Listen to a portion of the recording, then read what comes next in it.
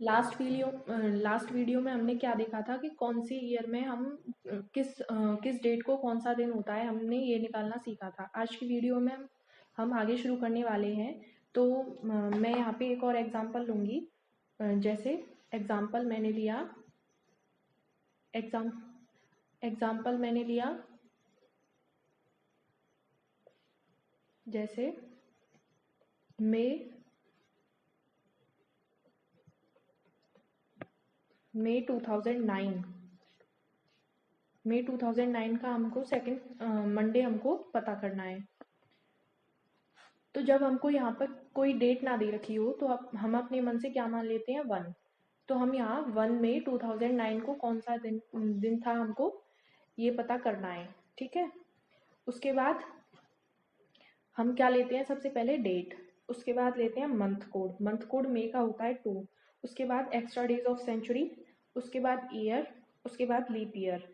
जब हम 9 में 4 से डिवाइड लगाएंगे तो हमको ये लेना होता है, सिर्फ रिमाइंडर से हमको कोई मतलब नहीं होता, हमको लेना होता है सिर्फ ये। तो हम इसको ले लेंगे 2, और मैंने आपको बताया था कि मैं लास्ट में 5 ऐड करती हूँ, तो मैंने 5 ऐड कर लिया इधर। अब इनको ऐड करेंगे, 9 1 10 15 16 17 18 19, हमारा आया 19। इसको 7 से डिवाइड करेंगे, इसको 7 से डिवाइड किया तो हमारा गया इतना, रिमाइंडर बचा 5। मैंने आपको कल बताया था 0 1 2 3 4 5 6। 0 पर मैं मानती हूँ संडे, 1 पर Monday, Tuesday, Wednesday, Thursday, Friday, यहाँ सैटरडे। तो हमारा रिमाइंडर कितना निकल के आया है, 5। और यहाँ पे 5 का कोड क्या है, फ्राइडे। तो हमको यहाँ से क्या पता चला कि 1 मई 2009 को हमारा क्या था, फ्राइडे। जब 1 मई को फ्राइडे था तो 2 मई को क्या होगा, सैटरडे। 3 मई को क्या होगा, संडे। 4 मई को क्या होगा, मंडे। यहाँ से हमको पहला मंडे पता चल गया कि हमारा जो पहला मंडे आएगा वो 4 मई को आएगा, लेकिन हमको पता क्या करना है, सेकंड मंडे कब आएगा। तो हम 4 में 7 को ऐड कर देंगे, हमारा आ जाएगा 11। तो 11 मई को हमारा सेकंड मंडे हमको देखने को मिल जाएगा। ठीक है, अब एक और एग्जांपल मैं लूँ, जैसे आपके सामने मैं बोलती हूँ कि जुलाई 2011, आगे एग्जांपल है जुलाई 2011 के जितने भी संडे हैं उनका हमको पता करना है। तो सबसे पहले क्या करेंगे, डेट, यहाँ पे हमको कोई डेट नहीं दे रखी है तो हम अपनी तरफ से क्या मानते हैं, 1। तो हम यहाँ लिखेंगे डेट हमारी हो गई 1, मंथ कोड हमारा कितना हो गया, 0, एक्स्ट्रा डेज ऑफ सेंचुरी कितने हो गए, 0, ईयर कितने हो गए, 11, लीप ईयर कितने हो गए, 4 से 11 में डिवाइड करने से कितने हो गए, 2, लास्ट में कितना ऐड करना है, 5। अब इनको ऐड करेंगे, ऐड करने पर 16 17 18 19, 19 आया, इसको हम 7 से डिवाइड करेंगे, उसके बाद रिमाइंडर हमारा कितना निकल के आया, 5। अभी अभी मैंने बताया 5 पर हमारा कोड क्या है, फ्राइडे। तो हमको यहाँ से क्या पता कि हमारा 1 जुलाई 2011 को हमारा क्या था, फ्राइडे। हमको निकालना है सारे संडे, जितने भी हमारे 1 जुलाई 2011 में जितने भी संडे पड़े हैं उन सबको हमें निकालना है। तो हम ये हमारा 1 जुलाई को हो गया हमारा फ्राइडे, सेकंड को, थर्ड को, यहाँ सेकंड को हो गया सैटरडे, यहाँ हो गया संडे, फोर्थ को हो गया मंडे। हमें बस संडे तक ही जाना है, मंडे से हमें कोई लेना देना नहीं है। तो हमने क्या देखा कि हमारा 3 जुलाई 2011 को हमारा पहला संडे निकल के आया। ठीक है, उसके बाद हमें इसमें 7 ऐड करना है, कितना आएगा, 10 जुलाई 2011 को भी हमारा संडे होगा। उसके बाद इसमें 7 ऐड करना है, कितना होगा, 17 जुलाई 2011 को भी संडे। उसके बाद इसमें 7 ऐड करेंगे, 24 जुलाई संडे। उसके बाद इसमें 7 ऐड करेंगे, ये हो जाएगा हमारा 31 जुलाई, इसको भी संडे।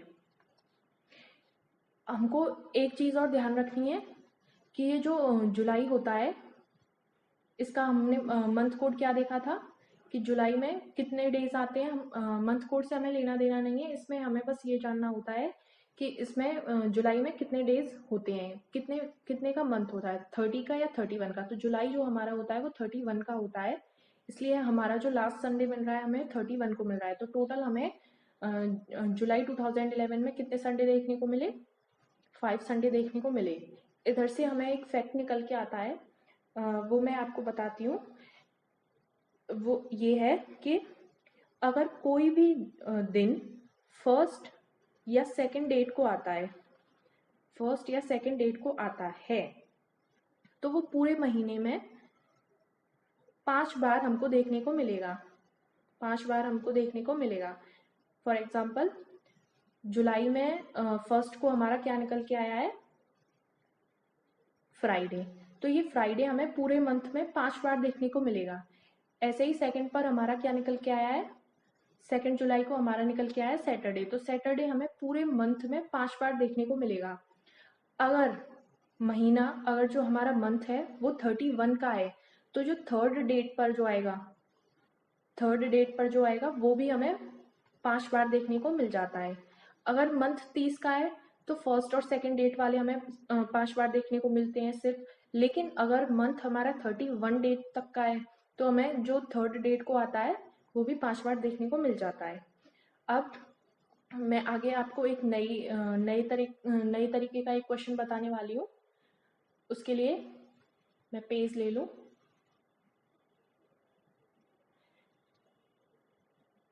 जैसे सबसे पहले तो मैं यहाँ पे एक हेडिंग डालती हूँ, कैलेंडर रिपीट।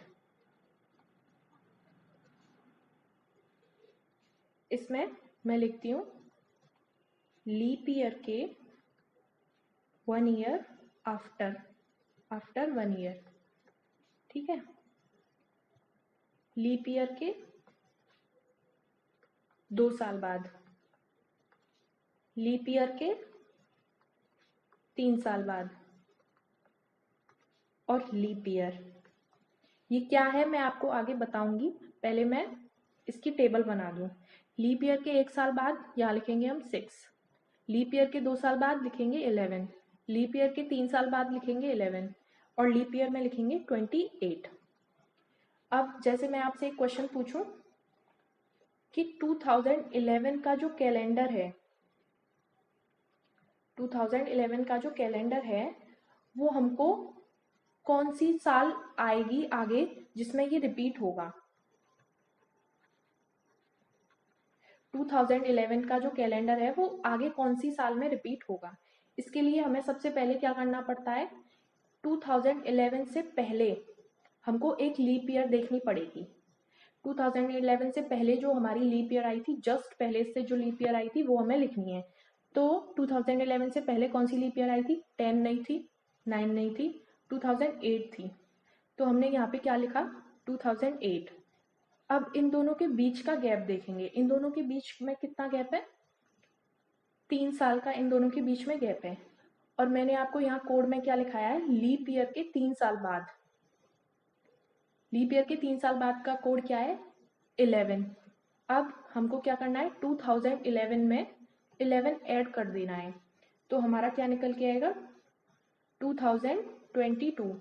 इसका मतलब क्या है, जो 2011 का कैलेंडर है वो 2022 में जाके दोबारा से रिपीट होगा, ठीक है।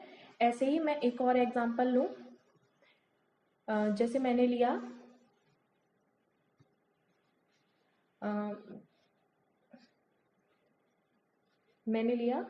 कि 2012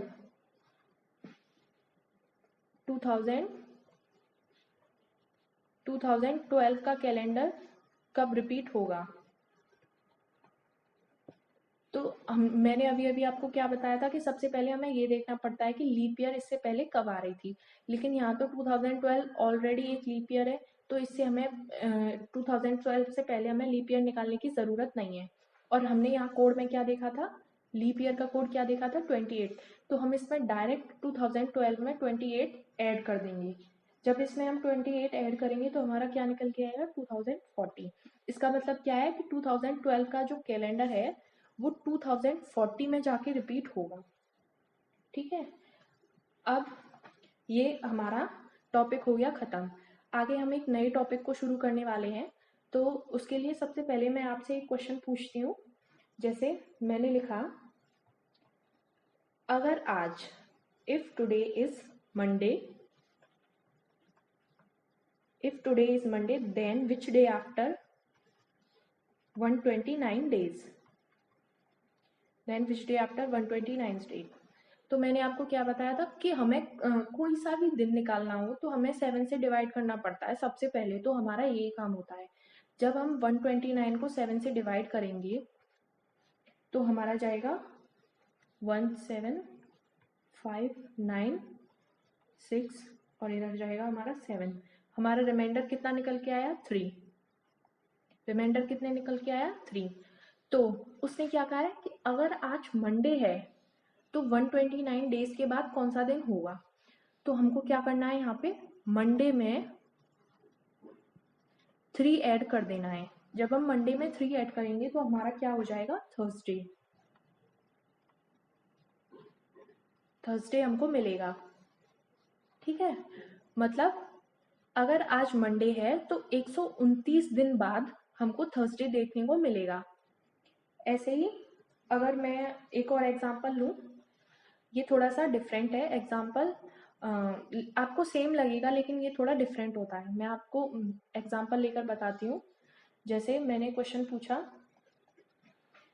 अगर आज थर्सडे है, इफ टुडे इज थर्सडे, तो 215 दिन पहले कौन सा दिन था। यहाँ पे क्या पूछ रहा है, बिफोर। यहाँ पे क्या पूछ रहा है, बिफोर वाला। यहाँ पे उसने क्या पूछा, आफ्टर। इसमें सिर्फ इतना ही डिफरेंस है, यहाँ उसने बाद बाद का पूछा है, यहाँ उसने पहले का पूछा है। तो जब उसने बाद का पूछा था तो हमने इधर ऐड किया था। ठीक है, अब यहाँ देखते हैं कि बिफोर वाले में क्या होता है। सबसे पहले तो हमें यही काम करना है कि 7 से डिवाइड करना है 215 में। ठीक है, जब इसमें हम डिवाइड करेंगे तो ये हो जाएगा हमारा इतना, और रिमाइंडर बचेगा हमारा 5।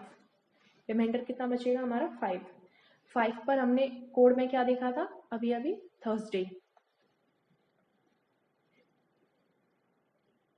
नहीं सॉरी, थोड़ी सी गलती हो गई, यहाँ पे ये नहीं देखना है हमको।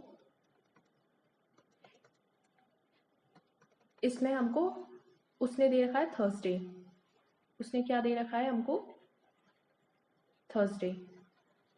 अब ये जो दे रखा है उसमें से ये जो रिमाइंडर निकला है उसको माइनस करना है। माइनस क्यों करना है, यहाँ पे उसने पूछा है पहले कौन सा दिन था, यहाँ पे पूछा था वो इसके बाद कौन सा दिन होगा।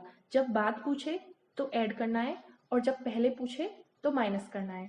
तो जब हम थर्सडे में से 5 को माइनस करेंगे तो पहले आएगा वेडनेसडे, ट्यूसडे, मंडे, संडे और सैटरडे। तो हमारा क्या निकल के आया है, सैटरडे। ठीक है, अब तो मैं एक बार फिर से समझा देती हूँ। इसमें बोल रहा है कि अगर आज थर्सडे है तो 215 दिन पहले क्या होगा। तो हमने यहाँ से रिमाइंडर निकाला और उसको थर्सडे में से माइनस कर दिया, तो हमारा क्या निकल के आया, सैटरडे। तो आज अगर थर्सडे है तो 215 दिन पहले हमारा सैटरडे हमको देखने को मिल जाएगा। तो आज की वीडियो में हम बस इतना ही रखेंगे, बाकी का हम कल देखेंगे।